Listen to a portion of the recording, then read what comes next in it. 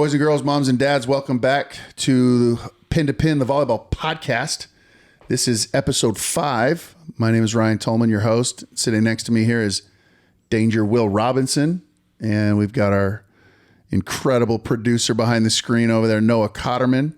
And let's get the show rolling. All right.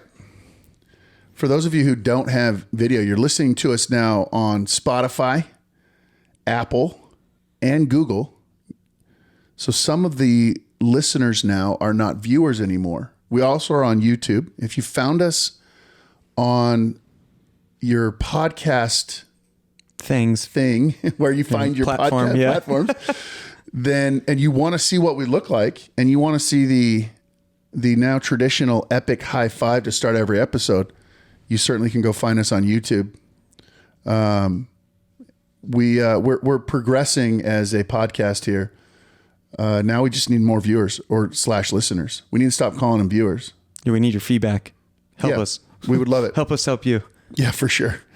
So anyway, today we're going to talk about volleyball. I know that's weird for some people, right? They tune in, they see a couple of good looking guys and they're like, wonder what they're talking about. You got a basketball guy right there. I know. I played basketball growing up, so unfortunately didn't get a chance to play volleyball. I probably would have been in the Olympics or something crazy. Nope. Okay. Nope. So last time, let's recap a little bit. What did we talk about last episode? Last time we talked about positions, right? What does it take to be a volleyball player of each position? Like what makes a good outside hitter and a good libero and a good setter and all that.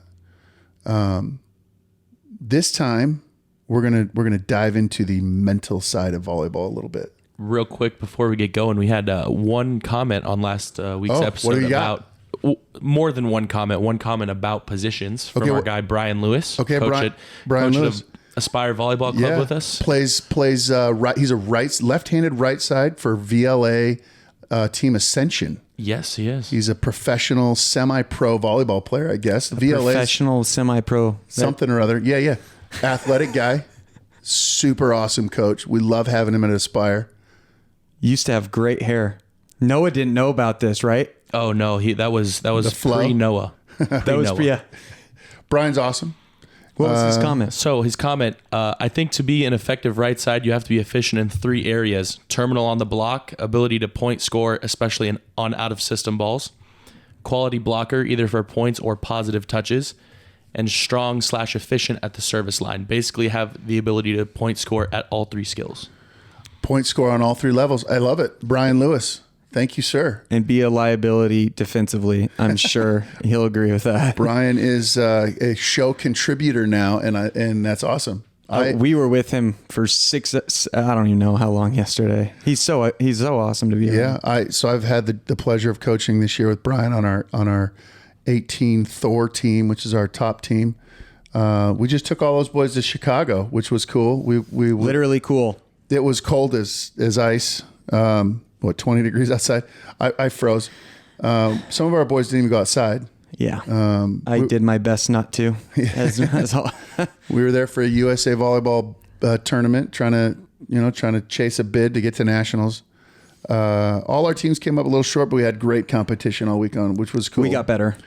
Yeah, that's the part that I think gets overlooked sometimes with some of these qualifiers and the big tournaments, and everybody's going for one purpose, and that's try to get a bid so you can go to nationals. But there's so much more to these tournaments, creating memories for these boys, moments to try to grow up. Like we had 2 boys travel by themselves.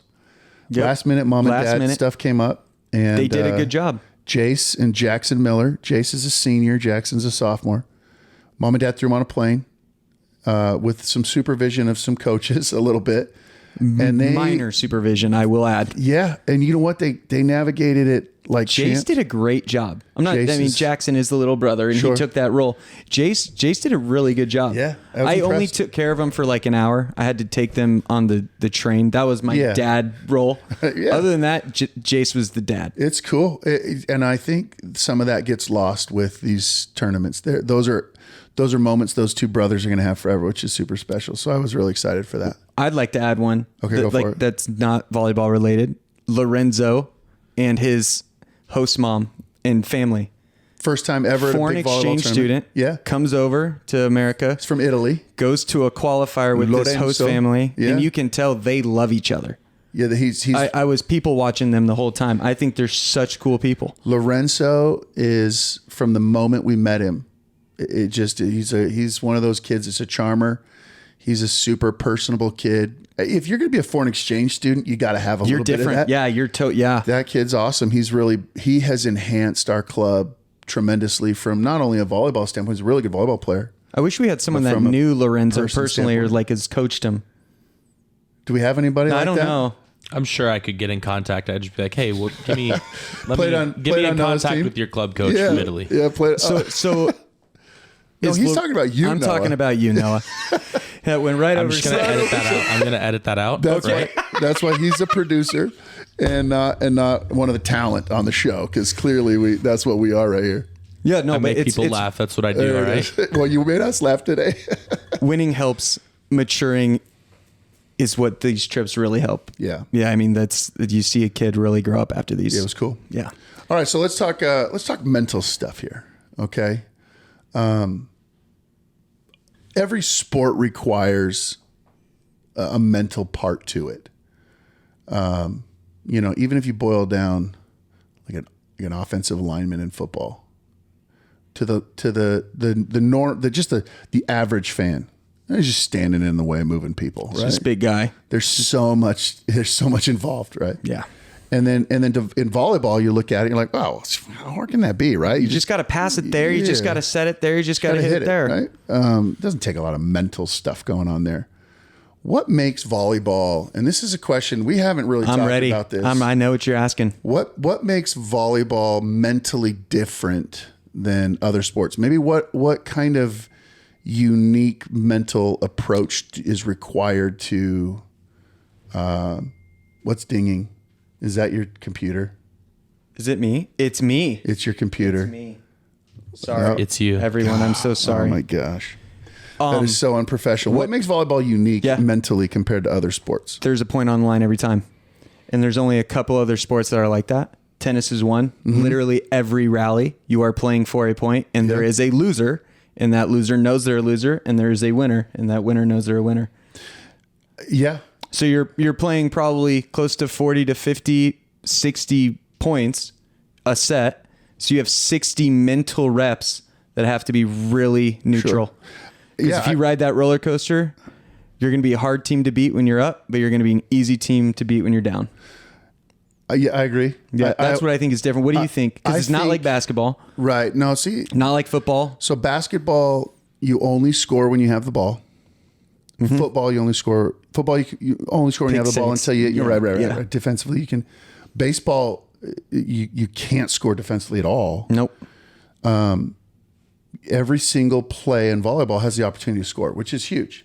Most net sports do have that. Sure, right? I also think that volleyball is unique mentally because it's such a stop and go sport in regards to the points. Basketball, go. Right. Yep.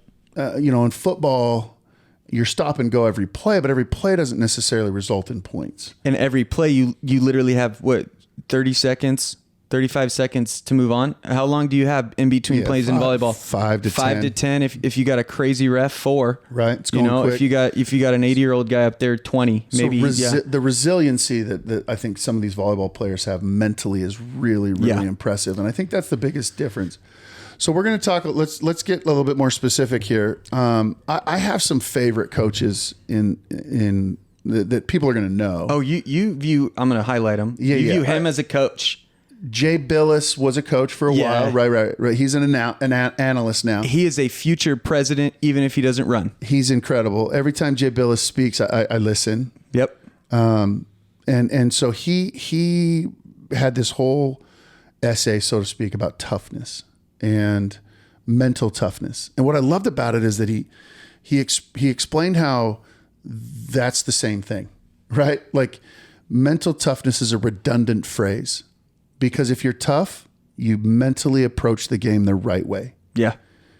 Toughness doesn't have anything to do with your physicality, your strength, your ability to jump and hit hard and dunk a basketball or whatever, set a ball. It's got nothing to do with that. It has everything to do with your mental approach to the game, because the physical part can be done by so many people. Yes. Physically. And think about like, okay, the GOAT conversation, right? I go to Michael Jordan, right? The greatest basketball player of all time. Period. Don't even at me with anything Yeah, I would else. never. Michael Jordan, right? How many people since Michael Jordan, LeBron James included, have been looked at as the next Michael Jordan? 3 or 4. And why are they looked at as the next? What, Kobe Bryant's one that you think of? What was the kid that played for the Heat for a while? What was that guy's name? Dwayne. No. Not Dwayne Wade. Tracy McGrady. A lot of people like. There was it's skipped my mind. I'm going to come in. Can you describe him? I should be pretty good at this. Harold Yep. Miner. He moved a lot like Michael Jordan. Physically, he was a freak. And people thought, oh, this is the next Michael Jordan. What separated Michael Jordan from every single one of those guys, even Kobe Bryant, LeBron James? Fun fact, Harold Miner's nickname? Baby Jordan. Baby Jordan. Right, I remember that because what year did he go into the league? He graduated college in 92. Looks like his first year in the league. He got drafted in, let's see, where is it? Did you get drafted the year I was born? That'd be cool. The year I was in high school? Yeah. We're so much different in age. 92, 93 to Miami Heat. So that was like, for me, I was a teenager. Like I was soaking up basketball left and right. So that's why I remember Harold Miner. But what separates Jordan? It's always mental. 100%. Yep. He was tougher mentally. Kobe gets close, right? And the Mamba mentality stuff. LeBron clearly is close. At that point, you're splitting hairs. And then the one thing that sticks out is results. Sure. Yeah, Michael's results are just a little different. the mental side, the mental approach at all times, good times, bad times, sideways times, right? In victory and defeat, the mental approach is always the same from the great ones. And so volleyball's got to be the same way. And we're going to talk about each position and what mental toughness means in each position. Quote unquote. Mental toughness, right? Because it's redundant according to Jay Bilas. Yep. Michigan State basketball coach Tom Izzo, love him. Talk about a friggin' tough dude. He is hard on his guys, and his guys are okay with it. That's how you know he loves them. Those guys play hard. Oh yeah, Play so hard. I think the one guy you can be like, that's a Michigan State guy. Just the way he plays, the way he acts, the way he respects his coach is Draymond. Like he personifies everything Izzo. I think if I'm Izzo, I'm like, yes, that's the guy that I wanted. Right. I wanted to come out of Michigan State. Maybe not some of the antics, but that's come from. I don't know if but the way respecting his coach, I don't know about that. But the way he plays the game, it's incredible, right? He was quoted one time as saying, "Players play, but tough players win." Mm-hmm. And so, if we're talking mental toughness in there, it's redundant. Replace that word, right? Players play, but mental players win. And I know mental comes with a different negative connotation for sure. Depends on how you use it, right? So let's go through each. We're actually going to go through each skill of volleyball, and we're going to approach it from the standpoint that you don't want to face this type of player. Those are the hardest ones. Like the hardest player to guard in basketball, the hardest player to defend on the football field, or the hardest player to pitch against in baseball, right? What makes this skill the hard? Did you hear that dinging too? We got more dinging. That's dryer. That would be dryer washer. We're right next to the laundry room in the Tolman Casa. So all sorts of chaos going on. We got lots of stuff. All sorts of chaos. Lots of stuff. So anyway, we're going to start with serving. So what makes a player tough from the service line? I'll go first. Yeah, you will. Because you've served the most out of all of us. Okay. Yeah, I didn't play. That's okay. Right? That's fine. Yep. I think neither did Russ Rose or John Dunning, and they've won a lot of volleyball games. So that conversation is mute. Russ Rose, John Dunning, Ryan Tolman, all synonyms. Yep. What I think the tough when you're sitting there and serve receive as a coach anyway, right? Not as a player, because I don't know when a kid goes back there to serve, and I'm like, oh, here we go. It's the kid that has the exact same routine no matter what the situation. Point 1, point 24, right? 23, 23, 23, 10. It doesn't matter what it is. It's the same approach to his serve or her serve. And that routine is what creates incredible consistency. Do you agree? Yeah. Yep. Sweet. If I get a 12-year-old adolescent, one of the first things I teach them in serving is like, hey, you got to do the same way every time. Yeah. If you keep doing it a different way, you're not going to work. Right. Yeah. So the routine also requires discipline, and it requires you to remember your routine and to be methodical and present. Sure. Those are a lot of things mentally that you have to be on it. And if you're not, you go back and serve one ball. Mentally tough servers can visualize their success Before it happens. right? Yep. They can see it. They see it going in. They believe it's going in. Before it happens. And I think that's part of the routine. There's a confidence in a routine, knowing that this is just going in. And then they don't serve to miss, right? Like they serve to make. Yeah. They don't serve with the fear that they're going to miss it. I'm going to hit this ball this way because I know it's going in. Yeah. And it doesn't always happen. No, because you can't repeat skill 100% of the time, even if your form is perfect. So then the last part of being a really mentally tough server is understanding that you're going to miss it. And then how do you react? Yeah. Because the next play matters, right? Yeah. I think you will find out a person the most in the red zone, in pressure situations, how they act to their failure, or however they're going to view it.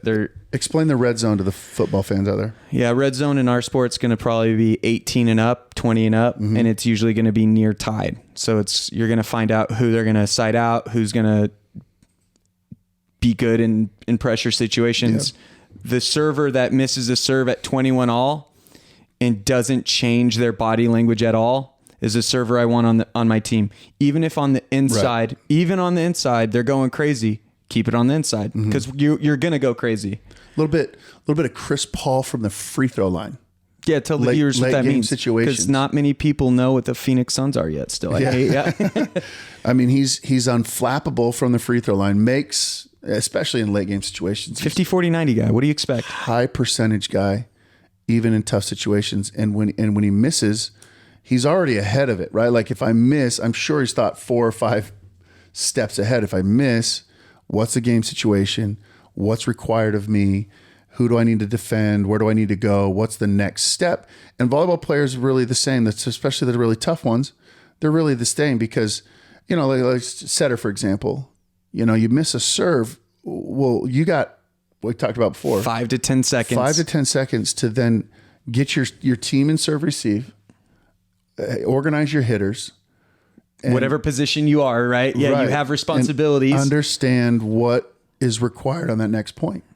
And so it's incredibly difficult to play against those guys that, like you said, body language is the same all the time. I miss serve. And it's not flippant. It's not like, wow, whatever, I miss a serve. It's like you just shrug it off without shrugging it off. Yeah. You know what I mean? How do you train that body language? How do you train that reaction? I have 2 things. You put like a zapper in their pocket and you zap them when they have bad body language. You have to talk about it a lot. I think if they do it in practice, they're going to do it in a match. Duh. Right. And then you film them. Yeah, if they see it on film. Boom. A lot of times body film don't lie. Yeah, right. Truth Tuesdays or True Thursdays. Man. I look like that on film. Yeah. You're not wrong. All right, let's go to passing. What is the type of passer that you do not want to face? Like, oh my gosh, this person is on the other side of the net. A passer you can't break. Okay, how do you break a passer? We just talked about, you ace them. Right. But then you broke them when they physically look defeated. Yeah. Yeah, we're serving them. Right. And that's easy. Even a first-year coach knows that. The best passer I've ever coached. Who is it? It's Brooke Nunaviller. I've aced her many times. You've never aced Brooke Nunaviller. Brooke will comment on this. She knows I've aced her many times. I totally agree with you. She has been aced before. Yeah. It's always shocking. Yep. It's always shocking for everybody else. But she knows, right? She knows she's going to get aced. It's volleyball. It's hard.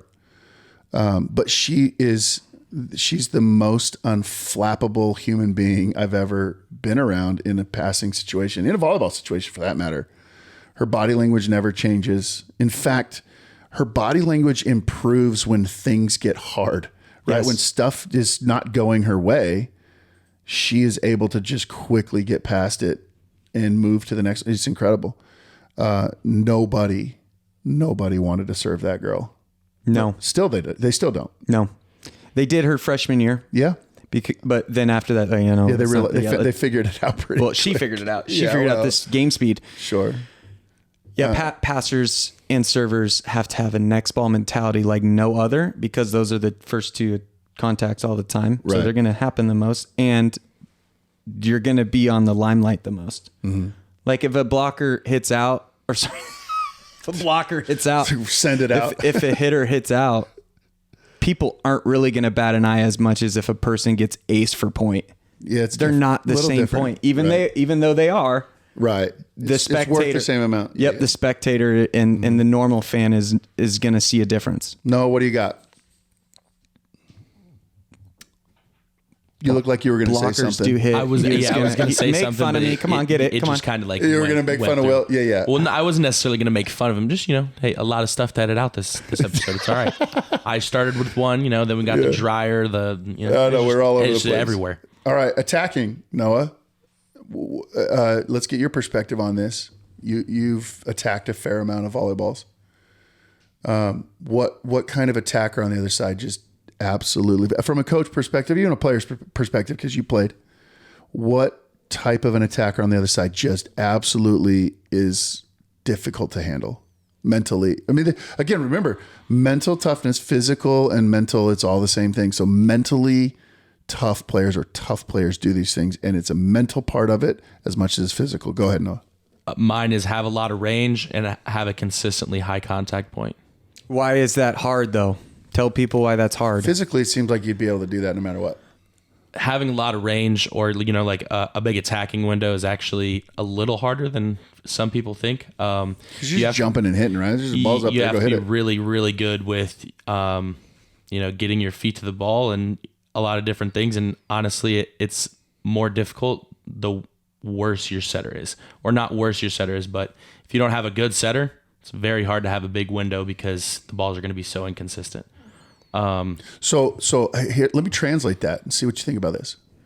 Mentally tough. We keep being redundant, but that's fine. Mentally tough hitters don't care what the set looks like. They understand that their setter isn't always going to be perfect. Setting's really hard. Yep. They understand the setter's not always going to be perfect. So the mentally tough ones, they don't really care what the ball is that they get. They make the most out of it. Absolutely. They go work hard no matter, where that ball is. And we've seen as coaches and as players, you guys probably had teammates this way, or maybe you were this way, where nothing's ever right.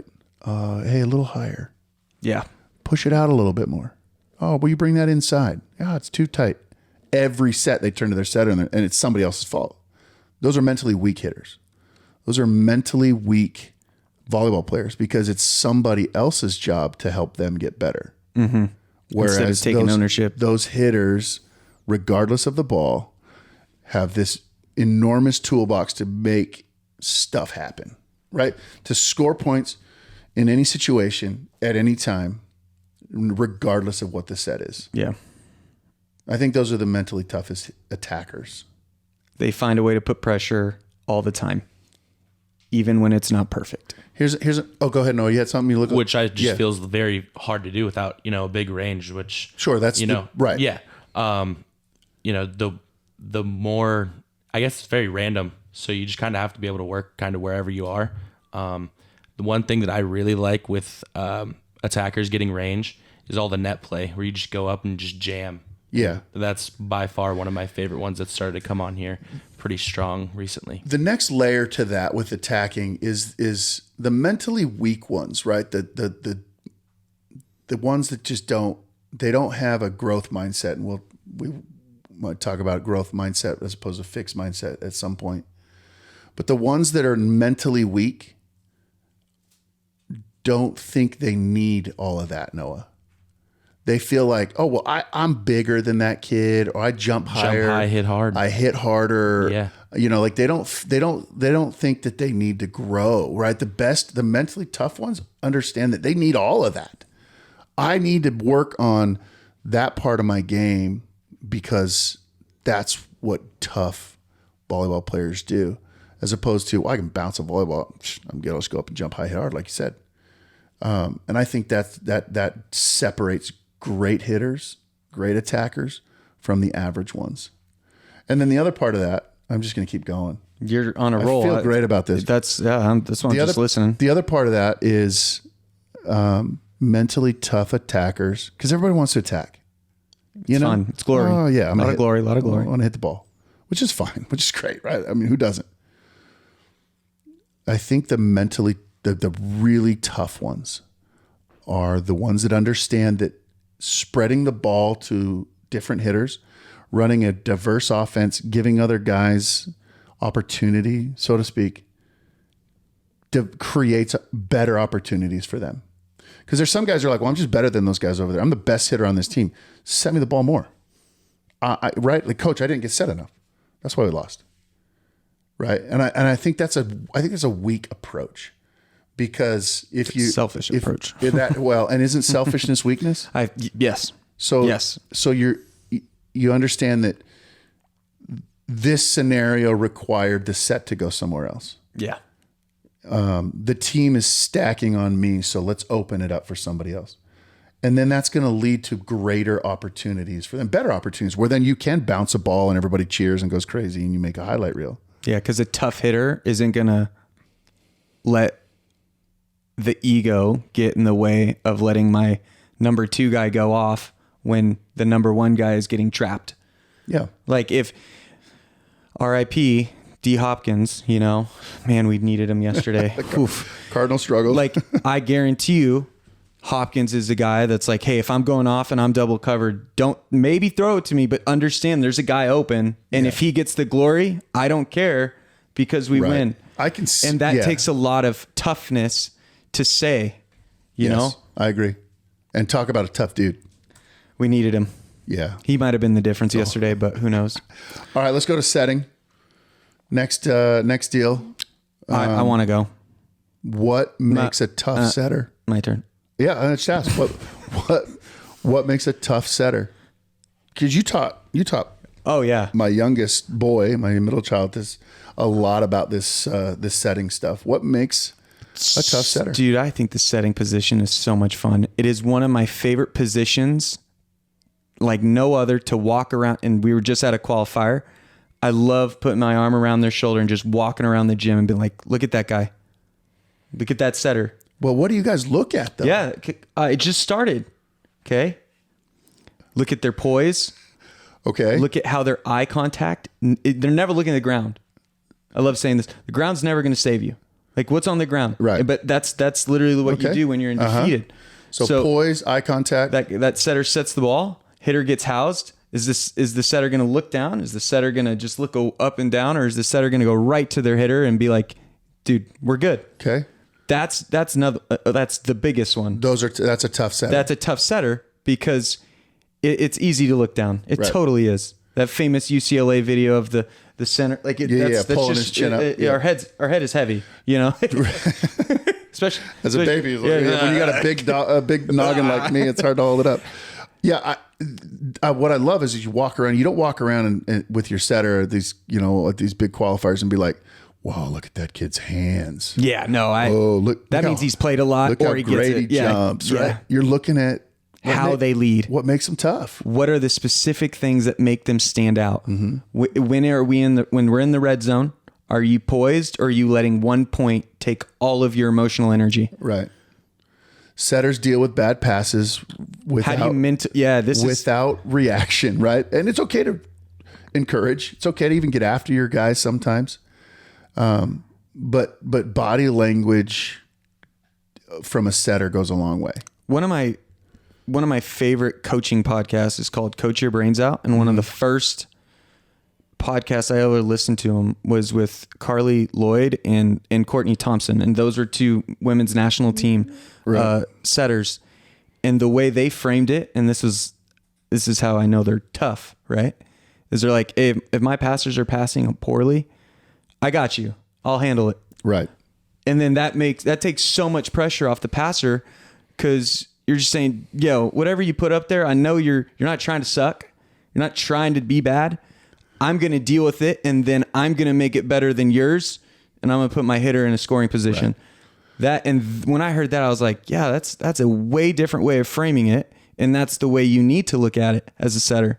Talk about a couple of tough players, those two. Because, yeah, right? You took Cal to a national championship. Like, you know what you're doing. Some serious you know what toughness you're doing. there. That I think setters, if they're not tough, your team is not tough. Yeah. Setters are your backbone. Yeah, they set the all tone. The time and forever. The toughness tone for sure. All right, we got one more skill we're going to talk about. They're not all of them, right? Obviously, there's a few more. But what about blocking? You're kind of our blocking guru at Aspire. I don't know how that happened. I don't know how that happened either. I don't know what I did. Whatever. You walked around telling everybody you were the blocking guru. That's definitely not what I did. Hey everybody, my name's William Robinson. Yeah, I block. I teach people block how balls. to block. Yeah. You know what it was? I can tell you what it is. What it was. So when Garrett, what it was. Yeah, edit. Man, Chicago took it out of me, guys. Yeah, the words have been taken out of me. When you coached Garrick's team, 15's year, where they were freshmen. We wasted a lot of time. Oh my gosh, so much time on so much time on blocking. And then the next year, the same year. I don't know. We coached 15 girls together. Remember we coached We coached 15s at the same time. I remember. Yeah, boys and girls, and we spent a ton of time on blocking. Yeah, and we were really good at it. And I think at that point I was like, okay, Will's the guy. Like I need to push Will towards everybody else. Hey, listen to some of this blocking stuff. Okay, so Will, what makes a mentally tough blocker? They don't care if the other side is going off, because if a blocker understands this sport, they know they don't have the advantage almost ever. Right.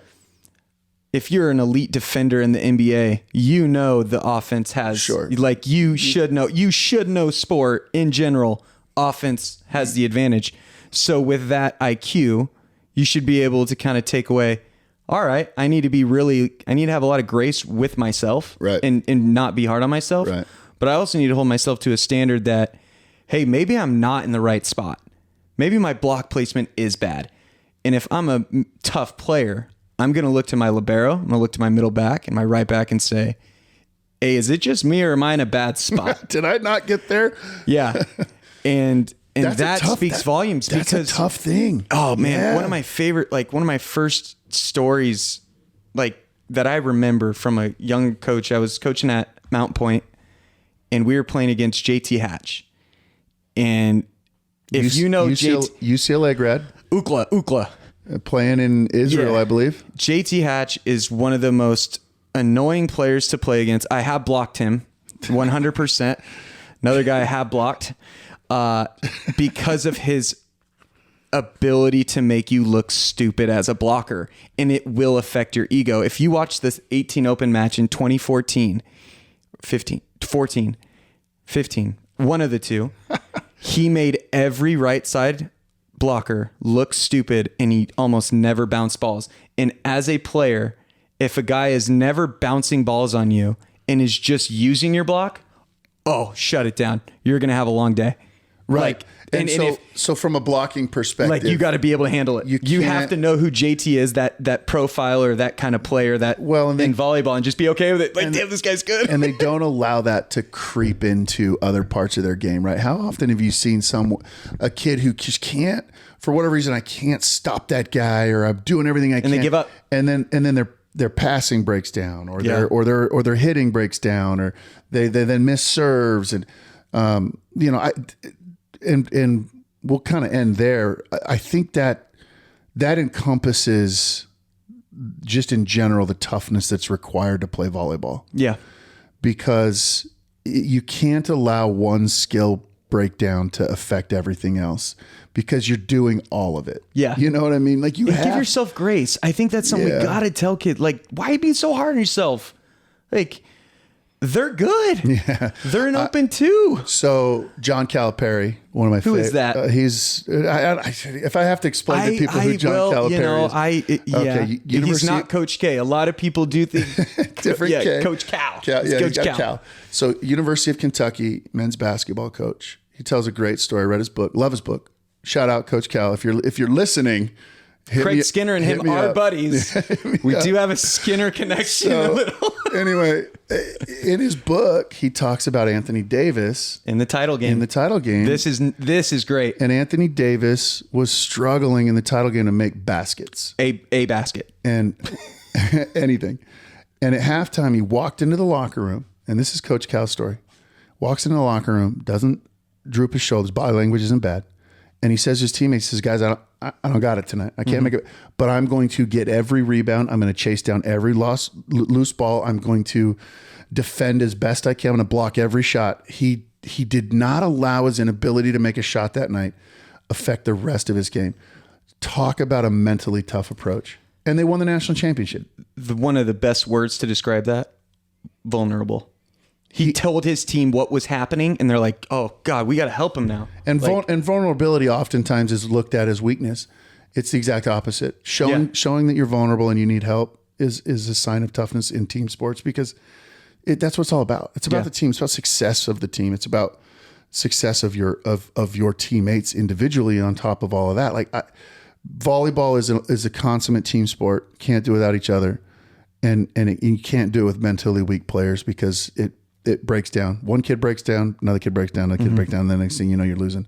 And don't let 1 point. So you kids out there, you kids out there, anybody listening to us, I know we got a few, repeat listeners. Rachel Martinez, little shout out. She loves our podcast. She does. She's, so be mentally tough out there, Rachel. And all you others that are listening to us, hopefully you learned a little bit of something about what it means to be tough, right? And that's again, to recap, comes all from right up here, right? All from your mind, not so much from how strong you are, how physical you are. We love to see tough players, and we hope that you guys can, kind of pick up on some of that. Maybe we helped some of you out today. Don't forget to like, subscribe, find us where you listen to all your podcasts. Quick shout out. Donate. Yes, donate. Find the Venmo. Yeah, Noah will handle that stuff on the YouTube. It'll be in the description. We got to pay for all this stuff. It was worth it. It's totally worth it. Yeah, even if you don't donate, we'll keep doing this. Shout out to Bobby Robson getting 30 under 30. A good friend of mine, just wanted to say that. And he is a supporter of the show. He got, did you know that? I did not. Oh, yeah. Hey. AVCA? Yeah. High five. Okay. Bobby, you got a high five on the show. Congrats. AVCA, there it is. Yeah. You do work at our rival, quote unquote. But Bobby's a friend. But you've done great things at a school that's your alma mater, and I respect awesome. that. Good for Bobby. Thanks for listening, folks. We will catch up with you soon. And until then, be tough, and we'll see you later. Peace.